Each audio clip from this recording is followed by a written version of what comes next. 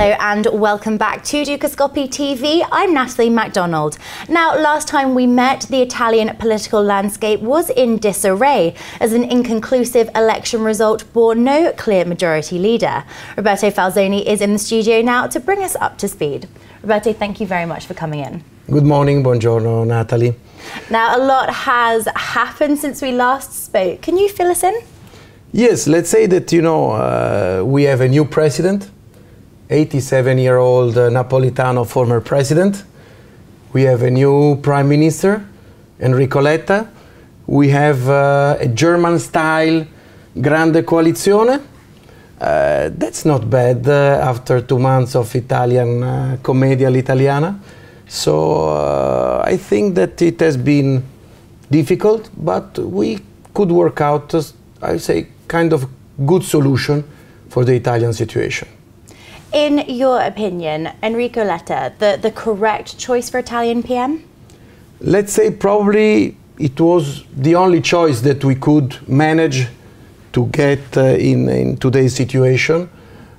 He is a moderate in the Democratic Party in Italy. He is pragmatic. He is relatively young and professional. So I think that it's quite a good choice. And let's not forget that he's driving the car, but probably is Mr. Berlusconi who is showing the road. So you mentioned there Mr. Letta is young, and much has been made about age. At 46, he's one of the youngest leaders in Europe.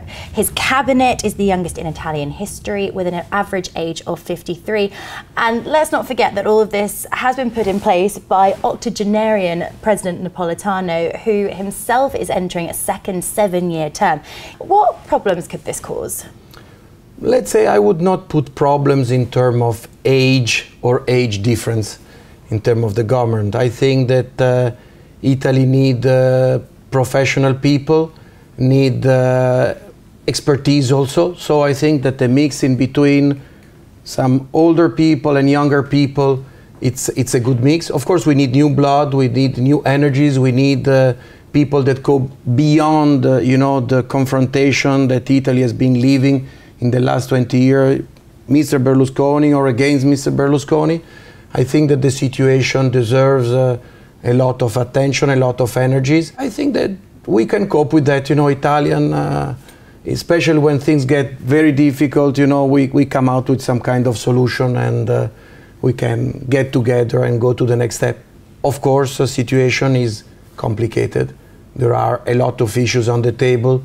There are a lot of different people fighting this different solution. So the road is going to be bumpy and with a lot of curves. Obviously, people will be breathing a sigh of relief now with the new administration. 2 months of stagnation is over and we can start to take productive steps forward. But as you've mentioned there are still issues. What problems will this new government face? Is Italy going to lead the revolt against austerity in Europe? Let's say, as I call it, Italy is in an unstable equilibrium. And the problem is facing are on the table. Deficit, first of all, growth, unemployment, political reforms. These are big issues. I think Italy has a chance, if they can get together a relatively stable and strong government, to go and talk to Europe institutions and to Germany with a different voice.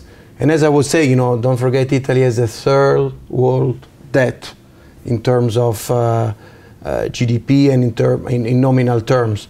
So, as I always say, if I owe you 1,000 euro, I have a problem. If I owe you 100,000 euro, you have a problem. So in these cases, I think that Italy can be much more, demanding in terms of negotiation with Germany and European bureaucrats in Brussels to adopt more pro-growth measures, which of course are probably also one of the only solutions that we have, because this austerity, is not helping to bring down our deficits, and we don't know where we are going.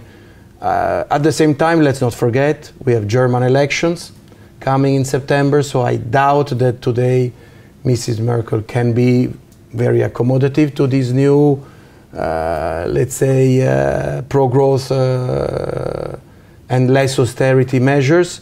So, I mean, we are a little bit stuck, you know, in terms of time in between now, let's say, and September.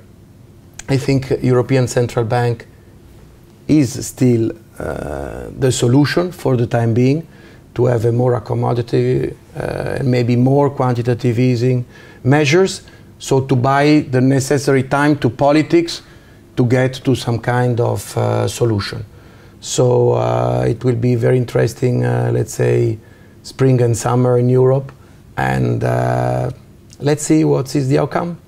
Well, a lot of traders will be keeping an eye on the ECB's rate decision out tomorrow. A lot of rumours going around about action that could be taken then. Thank you very much for your comments, Roberto. That does bring us on quite nicely to the Dukascopy question, whereby we do what I imagine a lot of the Eurozone region economies would wish, and we offer to provide you with $1 million. And we ask our guests, if they had that $1 million, where would they place it? So we've got real estate, equity, bonds, gold, cash and oil. Roberto, $1 million, where would you place that?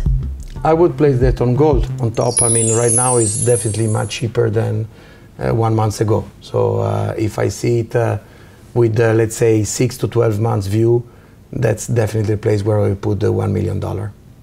Roberto, thank you very much. Always great to receive your comments. Thank you very much. Speaking of gold, we'll be back shortly with a debate on the precious metals, so don't go away. Goodbye for now.